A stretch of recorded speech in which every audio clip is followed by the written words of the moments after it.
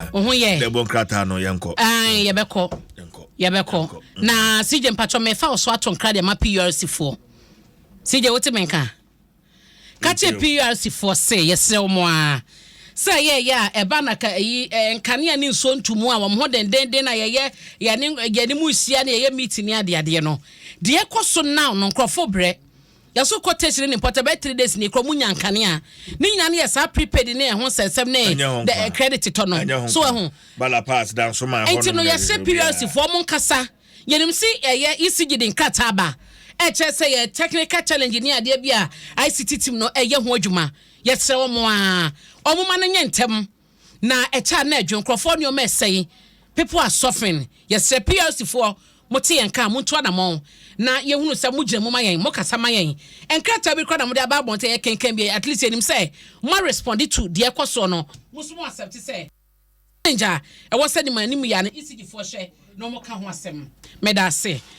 mama fa won hyase na ebre ni ho bebre nti be body tell dia ma wo share daily guide abokrata yi mu akata fa to nsia no chief justice ani yebo a na edi tudwa ese nipa bi no mo sa koba se bi supreme court kwa asetena ana se bi atemu mfa nsa court bi ekwa asetena na wo mudi omudwuma nyina wie the judgment ba bontia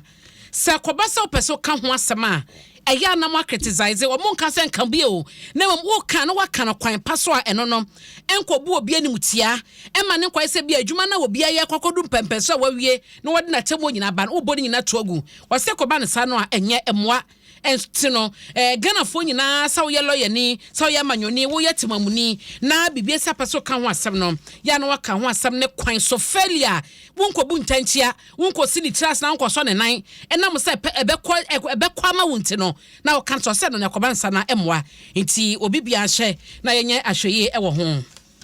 katafetu so sia ha ya so na migina na ora alan kwadwo chemanten ayo so afọ no ehwe edwadie ni fidi nyuma so na wode atudwa ya wo chese ho akohia se Ghana amamman ahodo ni nipa bia wo mu a wo pe ba bi aye investment job sika bese na wo manya mfasode wo musika so no edu mani ebeche Ghana wo se Ghana ni so de hunu ni se eba no efindi nyuma ebeche Ghana fa na nyina enti kwan bia so no man Ghana ebehia moa na emoa no so beba na etoje se safo ye wo amamman ahodo so mo so ewo nsem wo bie na wo pe ba video musika hye ewo dwadi mu no etumi ba ebe ka Ghana ho ema Ghana efa sasa na wo pe so be ye industrialized country no o man etumi ekoku dru ho wode nsem wo nyina tudwa ebra na awards gala bi ekoso ye Ghana Diaspora Public Affairs Collective wamo a ewo Washington DC USA na edisa dwumade yi ehye so ntia wona panye koya okoka sansam no ne nyina eye be fa ne se akwantu o man etuo ese efidi nyuma ebetre Ghana fanan sansa no so ba na ema bundudo na so no adwuma ye we no ho asam ewo daily guide da bokrata mu anopain na eno dan chen so amedo ebeko the Ghanaian Times mu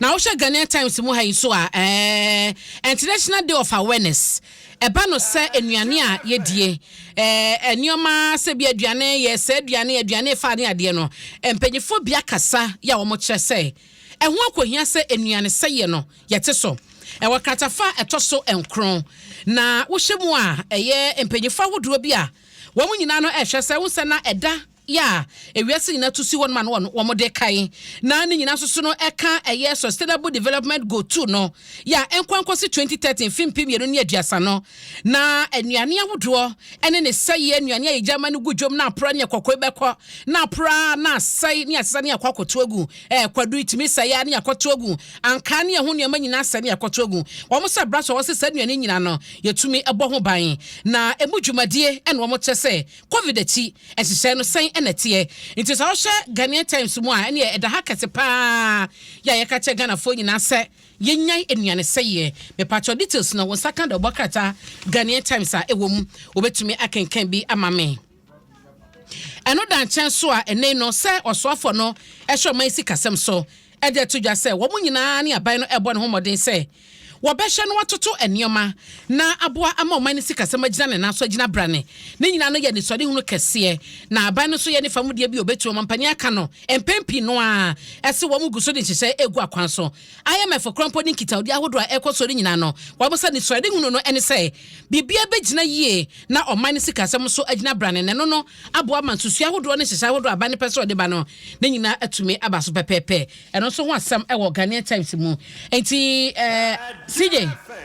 me trust ana odi besi oh sir odi besi na afi okay me go me da say ene na ma me go so e ka na me kai wo say nyame adom ochina kwasi asempa na woda it's a happy birthday in advance and I'm de ma kwasi asempa CJ adai